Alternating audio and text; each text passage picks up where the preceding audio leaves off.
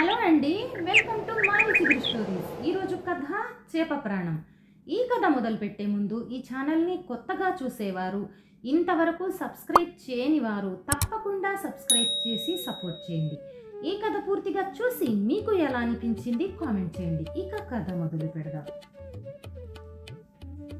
గోవిందయ్య అనే ఒక జాలరి ఉండేవాడు. అతని భార్య మహాగయ్యాళి. ఎప్పుడు చూడు అది కావాలి ఇది కావాలి అని గొడవ చేస్తూ ఉండేది. ఒకరోజు ఉదయాన్నే గోవిందయ్య చేపల వేటకు వెళుతూ ఉండగా అతని భార్యతో, సరే నేను వేటకు బయలుదేరుతాను అన్నాడు. ఏమండి, ఈరోజు నా కాళ్ళకి వెండి పట్టీలు కావాలి, ఆ వదిన దగ్గర ఉన్నటువంటివే కావాలి, మీరు రోజు చెబుతున్నారు తేవటం లేదు, నన్నేం చెయ్యమంటావే చెప్పు. కొద్ది రోజులుగా నా వలలో చేపలు పడటం లేదు, అలా చిక్కినా మంచి ధర దొరకటం లేదు, నీకు కొని ఇవ్వాలని నాకు మాత్రం ఉండదా ఏంటి? కానీ నా వల్ల కావడం లేదే. అవన్నీ నాకు తెలీదు, ఈరోజు ఖచ్చితంగా నాకు పట్టీలు తేవాలి, లేకపోతే నేను మా పుట్టింటికి వెళతాను అని చెప్పి లోపలికి వెళ్ళిపోయింది. ఓరి భగవంతుడా, ఈ రోజైనా వలలో మంచి చేపలు పడాలి, ఈ రోజు ఏమైనా సరే దేవుడిపై భారం వేసి నదికి వెళతాను అని బయలుదేరాడు గోవిందయ్య. పడవను తీసుకొని నదిలోకి వెళ్ళాడు. అలా సగం దూరం వెళ్ళాక ఒక చోట పడవను ఆపి తన వలను తీసి దేవుణ్ణి ప్రార్థిస్తున్నాడు. భగవంతుడా భగవంతుడా, ఈ రోజైనా మంచి చేపలు పడేలా చూడు, లేకపోతే నా భార్య నన్ను వదిలేస్తుంది అని అనుకుంటూ వల నదిలోకి విసిరాడు. అలా కొంతసేపు తరువాత వలను తీసి చూశాడు. వలలో రాళ్ళు రప్పలు వచ్చాయి. అరెరెరెరెరే, నాకు అసలు అదృష్టమే లేదనుకుంటా, మంచి చేపలు వస్తాయనుకుంటే ఈ రాళ్ళు వచ్చాయి, భగవంతుడా భగవంతుడా దయచేసి కరుణించు అని మళ్ళీ వలను విసిరాడు. కొంచెం సేపు తరువాత వలను లాగి చూశాడు. బరువు అనిపించింది. ఈసారి మంచి చేపలు పడ్డాయనుకుంటా అని ఆనందపడ్డాడు.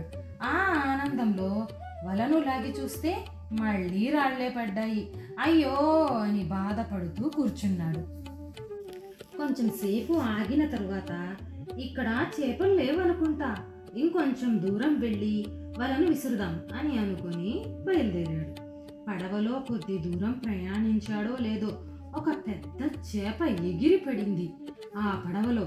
ఆ చేపను చూసి ఆశ్చర్యపోయాడు గోవిందయ్య. అబ్బా అబ్బా అబ్బా, ఈరోజు దేవుడు కరుణించాడు అనుకుంటా, ఈ చేప భలేగా ఉంది, బంగారు రంగులో మెరిసిపోతుంది, అమ్ముకుంటే చాలా డబ్బు రావచ్చు అని ఆనందపడ్డాడు గోవిందయ్య. దీన్ని అమ్మగా వచ్చిన డబ్బుతో నా భార్యకు పట్టీలు కొని ఇస్తాను, అది చాలా సంతోషిస్తుంది అని ఆలోచిస్తున్నాడు. అప్పుడు ఆ చేప గోవిందయ్యతో ఇలా అంది. ఒక ముసలి తరుముతుంటే ప్రాణభయంతో తప్పించుకొని ఇటుగా వచ్చాను, ఏం చేయాలో తెలియక నీ పడవలో దూకాను, ముసలి ఇటువైపే వస్తుంది, నన్ను రక్షించండి రక్షించండి, కాపాడండి కాపాడండి అని ప్రాధేయపడింది ఆ బంగారు చేప. ఈసారి గోవింద మరింత ఆశ్చర్యపోయాడు. ఆ మాట్లాడే చేపను చూసి, అరే ఇదేంటి, చేప మాట్లాడుతుంది, నేనెప్పుడూ చూడలేదు ఈ వింత అని అనుకున్నాడు. మళ్ళీ ఆ చేప, ఆ ముసలి ఇటువైపే వస్తుంది, రక్షించండి నన్ను అంది. ఆ మాటలు విన్న గోవిందయ్య, అమ్మో ముసలి ఇటువైపే వస్తుందా, ఎలాగూ చేప దొరికింది కదా అని అనుకుంటూ దాన్ని బుట్టలో వేసుకొని వెంటనే పడవ వెనక్కి తిప్పాడు. అతని మాటలు విని ప్రాణాలు కాపాడుకోవాలని ఎంత ప్రయత్నించినా చివరికి ప్రయోజనం లేకుండా పోయిందే, అయ్యో అని బాధపడింది చేప. కానీ గోవిందయ్య తిరుగు ప్రయాణంలో ఆలోచనలో పడ్డాడు. పాపం, ఈ చేప పడవలో పడకపోయి ఉంటే నేను అదే దారిలో ముందుకు వెళ్ళేవాడిని, అప్పుడు ఆ ముసలికి ఆహారం అయ్యేవాడిని, నా ప్రాణాలు రక్షించిన దీన్ని నా స్వార్థానికి ఉపయోగించుకోవటం సరియైంది కాదు అని మనసులోనే అనుకున్నాడు. ఇక వెంటనే ఆ చేపకు కృతజ్ఞతలు చెప్పి నదిలో వదిలేశాడు. దానికి చేప కూడా చాలా సంతోషించింది. కొన్నిసార్లు మనకు బాధ నష్టం కలుగుతుందని తెలిసినా ఎదుటి వారి మంచి కోసం త్యాగం చేయటం తప్పేమీ కాదు. కానీ కాస్త ఆలోచించి నిర్ణయం తీసుకోవాలి. ఉత్తి చేతులతో గోవిందయ్య ఇంటికి తిరిగి వెళ్ళాడు. అది చూసిన భార్య కోపంతో పట్టీలు ఏవి అని అడిగింది. గోవిందయ్య ఆ బంగారు చేప గురించి చెప్పాడు.